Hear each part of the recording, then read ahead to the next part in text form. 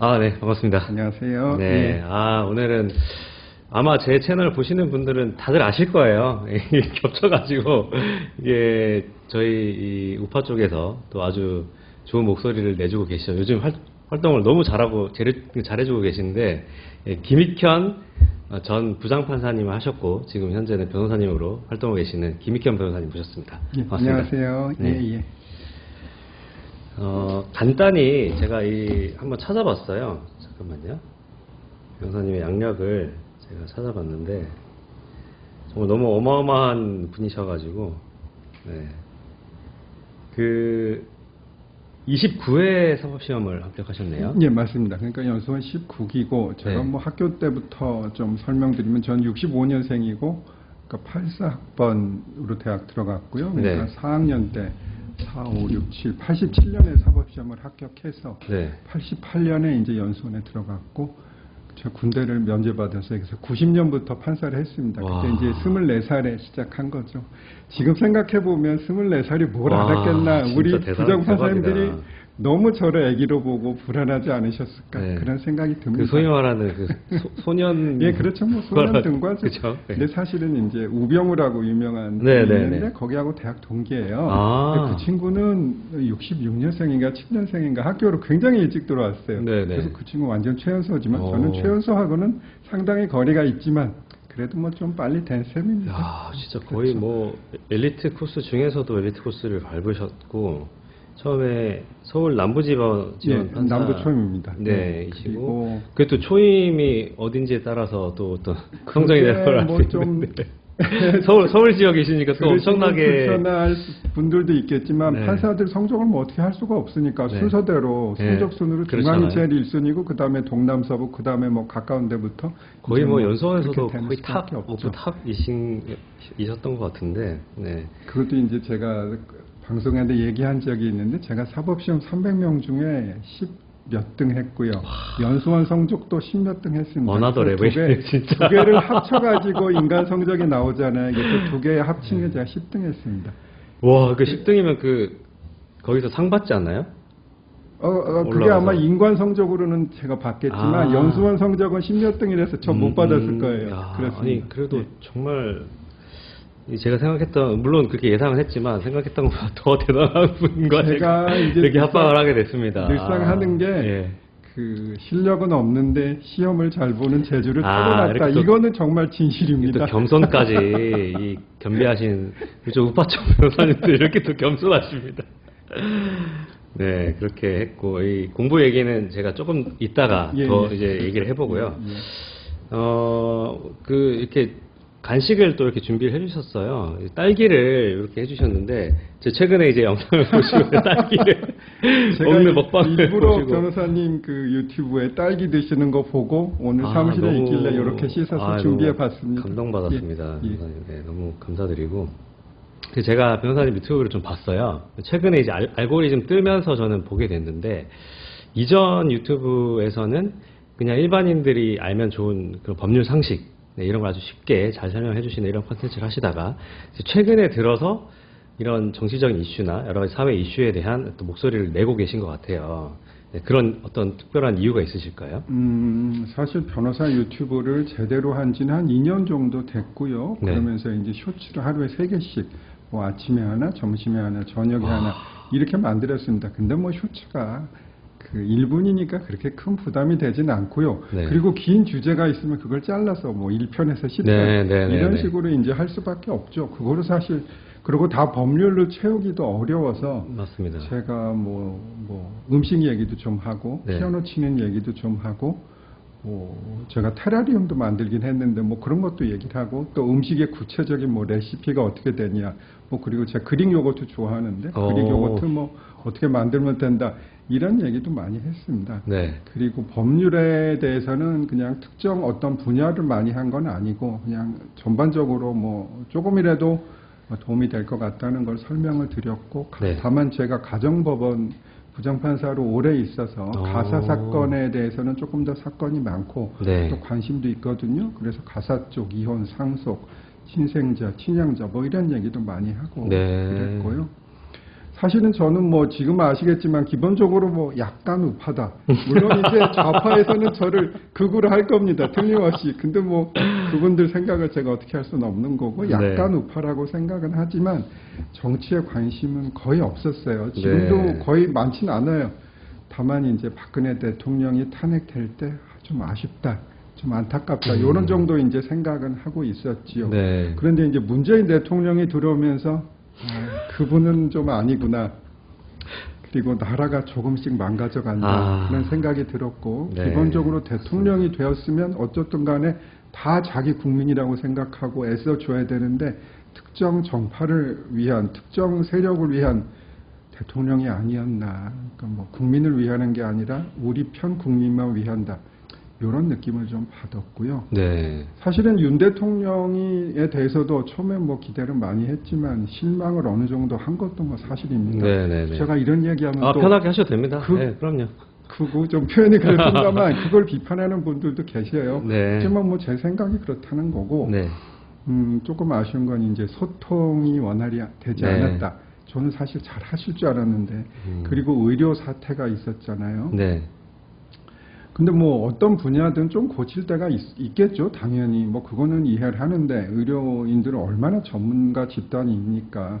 그분들하고 맞대고 상의를 하고 또 긴 시간의 논의 과정이 필요할 것인데 2,000명을 딱 고집하고 뭐 저도 중원은 어느 정도는 찬성을 하죠. 2,000명을 딱 고집하고 어떻게 보면 의사를 좀 적으로 돌려가지고 네. 너희들은 내 말 들어라. 네.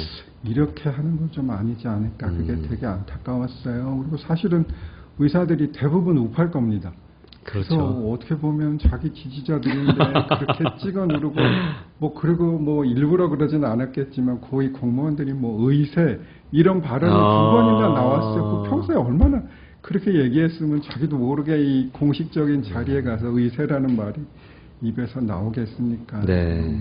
그건 뭐 사소한 일이고 그러니까 그래서 총선에서 조금 더 마이너스 효과를 내지 않았나. 그렇죠. 그리고 뭐 변호사님은 계엄에 대해서는 어떻게 생각하셨어요?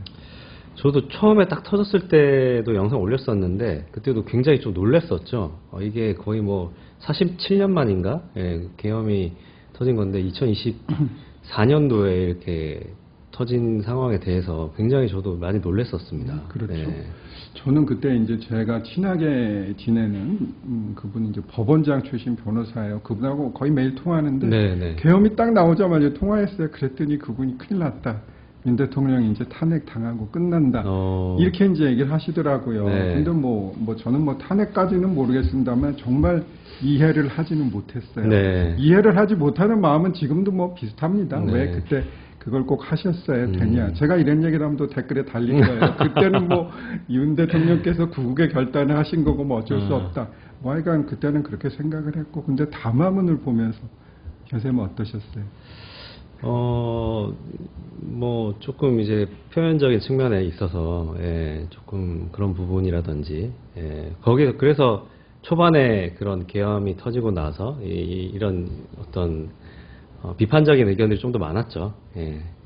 저는 하여간 담화문을 보면서 이분이 이래서 계엄 선포를 했구나. 그리고 진정성만은 인정을 해드려야겠다. 네. 저는 그 생각이 들었어요. 근데 네네. 한동훈 대표는 그걸 보고 내란을 자백한 거 탄핵을 해야 된다.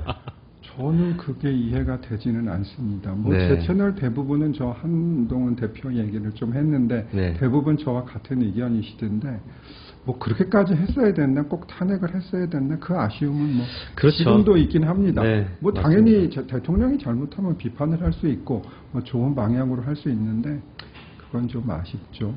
그런데 그 후에 이제 진행되는 여러 가지 일이 있었잖아요. 제일 주된 거는 내란죄라고 해서 공수처가 수사를 하고 그 과정에 뭐 체포영장, 구속영장 이렇게 발부되는 걸 보니까 저는 아무리 생각을 해도 공수처가 내란죄 수사권이 있을 것 같지는 않거든요. 그건 뭐 지금도 제 생각은 똑같습니다.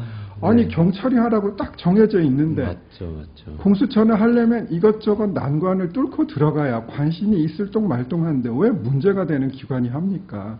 딱 정해져 있는 기관이 하는 게 맞죠.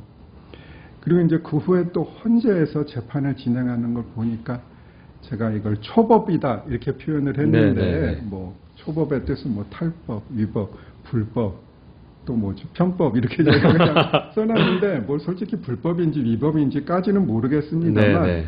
제 눈에는 법 규정이 아닌 대로 재판을 하는 게 너무 많은 거예요. 그리고 기존의 관행과 너무 다르게 진행을 하고 그거는 뭐 변쌤도 똑같이 생각이 들었을 거고요.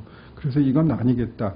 저 정도 되는 누군가 얘기를 해주면 좋겠는데 아무도 안 한단 말이에요. 네. 그래서 왜 제가 해야 되는지는 모르겠습니다만 그래서 이제 좀 하게 됐고. 네. 아니, 그래서 저도 참 느끼는 점이 뭐냐면 이런 이 부장판사님까지 하셨던 분이 이제 목소리를 내주시니까 굉장히 더 신뢰가 가고 네, 그런 일반 국민들이 보기에도 아 이런 법조인 중에서도 굉장히 엘리트였고 굉장히 좀 이렇게 명망이 있으신 분께서 목소리를 내주시니까 더 많은 사람들이 아 이 부분이 좀 잘못됐구나라는 걸 느낄 수 있었던 계기였던 것 같습니다. 네, 결국은 뭐 저도 그걸 기대하고 한 것이고 다만 이제 저는 전한길 선생님이 한 10분의 1 정도 역할을 하고 싶었는데 제 생각엔 100분의 1 정도 하지 않았을까 싶습니다. 근데 저는 감정에 호소하는 건 잘 안 하고요. 법적으로 이게 뭐 법적 관점에서 잘못됐다.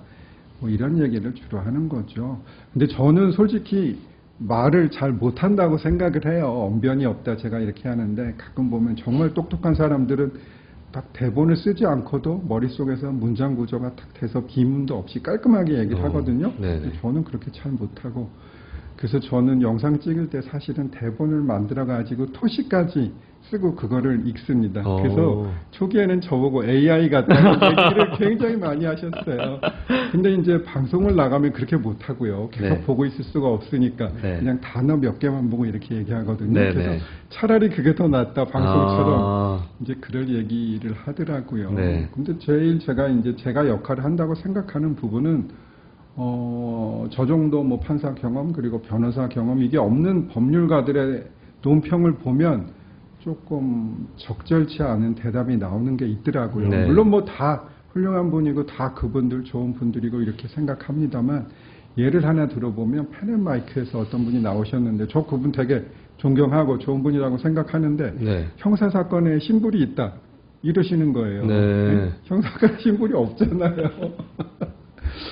뭐 물론 그건 이거하고 관계도 없지만 그래도 틀린 주장을 하면 안 되지 않을까. 그래서 좀 나서게 됐고 처음에는 제가 댓글 가지고 걱정을 많이 했어요. 제가 부드럽긴 하지만 그래도 또 예민한 편이고 그래서 조금 안 좋은 댓글이 많이 들어오면 제가 상처를 받긴 합니다. 근데 이제 그런 분들이 있었는데 처음엔 제가 신경을 썼는데 이제 너무 심하게 하면 그냥 딱 차단합니다. 그게 답인 것 같고 맞습니다. 그리고 이제 만약에 뭐 좌파라도 뭐 이렇게 이런 의견도 적절하지 않습니까? 아니 그럼 제가 답해드릴 수 있죠. 제 생각은 이렇고 제 논리는 뭐 이런 겁니다. 아니 그런 분은 진짜 아무 상관없고 근데 다행히도 99.9% 지금 좋은 댓글만 있어요. 그래서 뭐 저도 마음 편하게 하고 있고 또 뭐 이걸 보고 혹시 좌파분께서 오시면 제가 차단 또는 아니면 부드럽게 대응하든지 적절히 선택하도록 하겠습니다. 또 재미있는 거는 방법이 하나 있는데 어떤 분들이 알려주시던데 그 좀 이상한 댓글을 맨 앞에다 고정을 하면 좋더라고요. 그럼 이제 저한테 또 열심히 분들이 와서 막 이제 반박을 해주시면 그 상대 처음에 댓글 분들이 좀 힘들어 하시기도 하고 그렇지요.